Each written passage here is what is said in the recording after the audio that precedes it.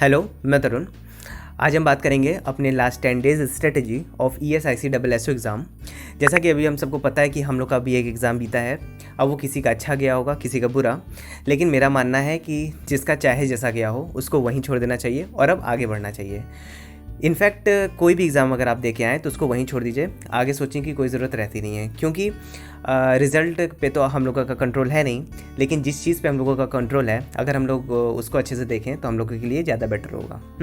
वैसे भी ये कोई लास्ट एग्ज़ाम तो था नहीं, इनफैक्ट अभी सारे एग्ज़ाम्स बचे हुए हैं, क्योंकि हम लोग जो सोच के प्रिपरेशन स्टार्ट करते हैं, बैंकिंग सेक्टर के जो 6 मेजर एग्ज़ाम्स होते हैं वो सब तो पूरे ही बचे हैं। ये सब एग्ज़ाम्स को आप केवल अपॉर्चुनिटी की तरह लें और इसमें इमोशनल होने की ज़रूरत नहीं है, क्योंकि ये सब एग्ज़ाम्स आप खुद सोचिए कि जब आप तैयारी करना स्टार्ट किए होंगे तो इन सब का नाम भी नहीं सुने होंगे, ठीक है। तो बीच में जो छोटे छोटे एग्ज़ाम आते हैं, भरते हैं, बहुत अच्छा करते हैं, क्योंकि इससे एक्सपीरियंस मिलता है और इससे इतना इमोशनली टच होने की ज़रूरत नहीं है। और ये फ़ायदा एक चीज़ करता है कि आने वाला जो एग्ज़ाम है उसके लिए अच्छे से तैयारी पहले ही करा देता है, ठीक है। और गिव अप तो हम लोगों को करना नहीं है, इसलिए कंसिस्टेंसी और पेशेंस के साथ तब तक ट्राई करते रहना है जब तक कोई ना कोई एक जॉब हम लोगों के हाथ में नहीं आ जाता, ठीक है। सो अब मैं बोलूँ तो इन सब को छोड़िए और अब आगे की तैयारी कीजिए, चाहे जो एग्ज़ाम आपका आता हो। अगर आप ESIC SSO भरे हों तो अच्छा है, अगर नहीं भी भरे हों तो भी RRB PO क्लर्क आने ही वाला है। तो अब आगे बढ़िए और कुछ उल्टा सीधा सोच के आगे का एग्ज़ाम बर्बाद करने की ज़रूरत नहीं है, ठीक है। तो आइए स्टार्ट करते हैं। तो आज हम लास्ट 10 डेज़ स्ट्रेटजी की बात करेंगे। तो पहले तो लेवल और सिलेबस की बात करेंगे ESIC SSO में, क्योंकि बहुत लोगों को कन्फ्यूजन है, और फिर दूसरा सोर्सेज की बात करेंगे, ठीक है। और हाँ, अगर कोई भी कन्फ्यूजन हो तो आप मुझसे इंस्टाग्राम, FB और टेलीग्राम पे जुड़ सकते हैं, लिंक मैंने हर जगह दे रखा है।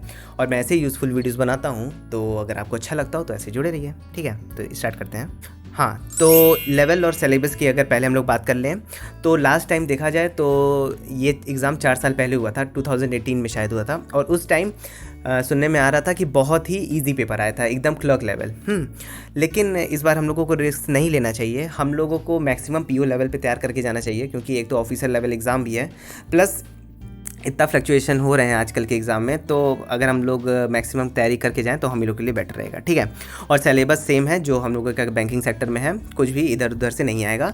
और ये आपको पता ही होगा कि प्री, मेंस और इंटरव्यूज़ में होते हैं, और शायद स्किल टेस्ट भी हो, ठीक है। तो अब आगे बढ़ते हैं।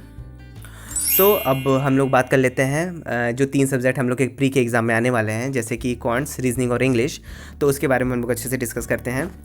और हाँ, एक बात मैं और बता दूं कि प्रैक्टिस के लिए हम लोगों का 2 चीज़ रहेगा। पहला, मॉक टेस्ट।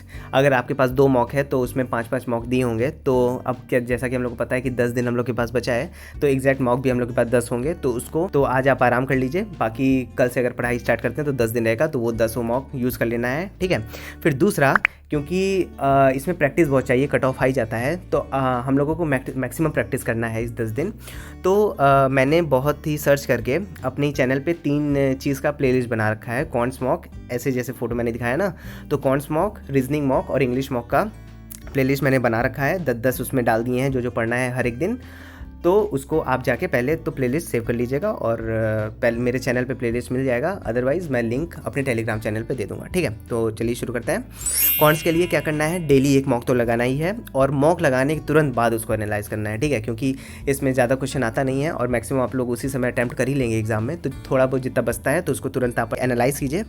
फिर एक काम और आप लोगों को करना होगा कि आप लोग दिन में अपना समय बांट लीजिए, या अगर नहीं भी बांटते हो तो जब आप लोग जो सब्जेक्ट पढ़ते हो तो उस समय ये जो मैंने प्लेलिस्ट बना रखा है, जैसे मैथ्स के समय मैथ्स का, इंग्लिश के समय इंग्लिश का, रीजनिंग के समय रीजनिंग का, तो उन सब में जो प्लेलिस्ट में हर एक वीडियो 10 वीडियो मैंने डाला है, तो हर एक दिन एक वीडियो उठा के आप उससे प्रैक्टिस कीजिए। इससे आपका प्रैक्टिस बहुत अच्छे से होता रहेगा, कंटेंट भी आपका बहुत अच्छा रहेगा। फिर रीजनिंग में भी सेम करना है। वैसे तो मॉक टेस्ट आप सबका एक ही साथ दे देंगे, फिर तुरंत एनालाइज कर लेंगे, तो डेली एक मॉक टेस्ट देना है। फिर रीजनिंग के समय ये प्लेलिस्ट उठा के इसमें एक वीडियो पर डे के हिसाब से आप उससे डेली प्रैक्टिस कीजिए, ठीक है, क्योंकि इसमें पजल वजल का प्रैक्टिस अच्छा रहेगा, तो वहाँ जल्दी बनेगा। फिर तीसरा आता है इंग्लिश में भी मॉक टेस्ट डेली।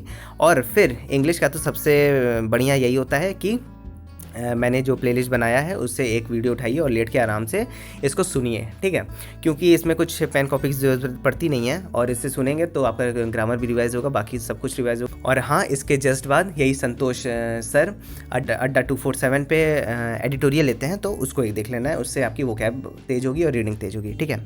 तो इतना करना है। मैं समरी दे दे रहा हूँ क्या करना है। पहला, क्वांट्स, उसमें मॉक टेस्ट तो लगाते ही रहेंगे, डेली लगाना ही है मॉक टेस्ट, प्लस वो जो मैंने प्लेलिस्ट दे रखा है उससे एक सेशन उठाइए और उसको लगा लीजिए पर डे, ठीक है। फिर दूसरा आता है रीजनिंग में भी मॉक टेस्ट से काम चल जाएगा पर डे। फिर जो मैंने प्लेलिस्ट दिया है उससे एक वीडियो उठाइए और उससे पूरा लगा लीजिए। और फिर तीसरा है इंग्लिश, डेली मॉक तो होगा तो उससे प्रैक्टिस होती रहेगी, प्लस तीनों जो आप प्लेलिस्ट सेव किए रहेंगे उससे एक सेशन उठाइएगा, देखिएगा, फिर उसके जस्ट बाद एडिटोरियल देख लीजिएगा। ठीक है, तो आपको इतना करना है इसके लिए। बाकी मैं जानता हूँ कि अभी थोड़ा सा मूड ऑफ होगा, लेकिन आज अच्छे से आप मूड फ्रेश कीजिए, मन हो तो मूवीज़ या सीरीज़ देख लीजिए, तो इससे मूड फ्रेश हो जाएगा। और अब खुद आपको समझना पड़ेगा कि इससे मूड ख़राब करने से अपना ही लॉस होगा, हम लोगों को आगे की अब अच्छे से तैयारी करनी चाहिए। तो अगर इसके रिगार्डिंग और भी कोई आप लोगों को कन्फ्यूजन हो तो आप मुझे मैसेज कर सकते हैं। बाकी thank you so much, keep practising, bye bye.